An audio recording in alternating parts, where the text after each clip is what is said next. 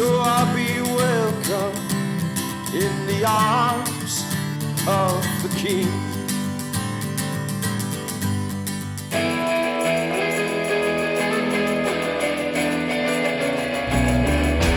Oh no! So just that language, though. I was thinking about when you were saying that about the kingdom. In other words, in a way in which you're preaching, and you're teaching and reminding the members of your congregation that you have a king. Like when you walk out of here, that doesn't change that you are his subjects, right? And that therefore should impact every aspect of their life and how they respond under a pandemic or political upheaval. Or hey, you actually have a king that's not your political party. That's not right. These other social issues. That Gibbs in his work on Matthew always talks about the active rule and reign of God. That's his kingdom. He's actively ruling over you. Like you fall under that.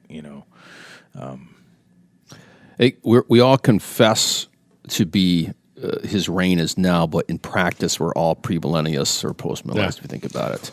Well, preparing our kids are people for Jesus coming. I think actually a lot of pastors aren't even aware of. And quite honestly, maybe myself, this Christmas for some reason has been, and maybe it's also reading what's his shoot, I don't think it was that's weird. Anyhow, okay, never mind. It'll come into mind.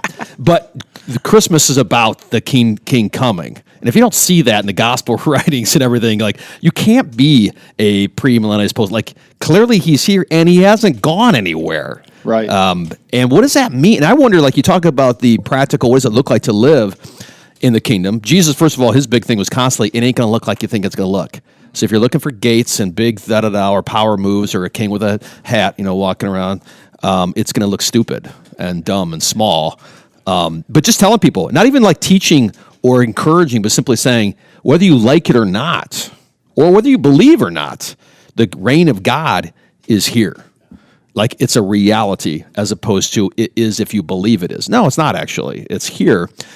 Believing it is benefiting from this reality that you're aware of. Kanye West, yeah. Yeah, right. What's that? Jesus King.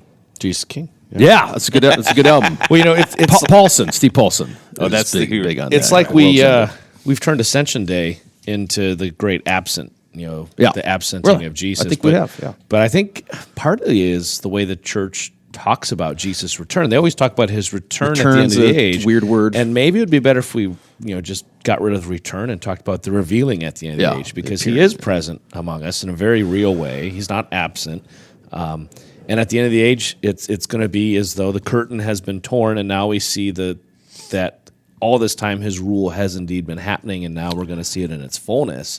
Yeah. And so that final curtain of reality is torn, and Christ is revealed at the end of the age, rather than, I understand, it's still scriptural to talk about return, but people have really got this idea that he's just not around. That right.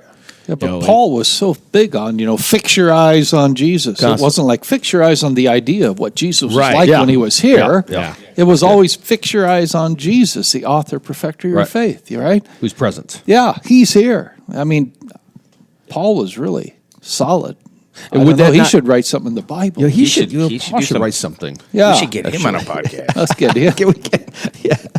Man, you keep on to this Paul guy. I'd rather talk to him than you. What's the deal here?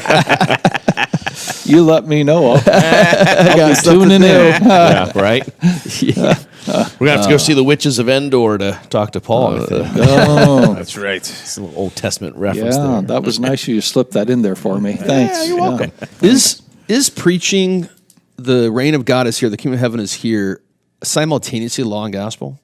So if you tell someone that, it should cause fear. Oh, God is here. Then if you meet that, who's that God? What's the one on the cross?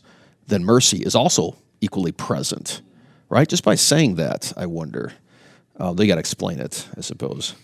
I think part of it is that we were talking about earlier today about the, becoming as a preacher, an interpreter of the age as well, and I think that proclamation, the the kingdom of God, his act of coming, gives us a lens by which we therefore approach our age, and can then interpret it and see how, in light of that, how it's going. And so that will definitely be law for a lot of people. Yeah.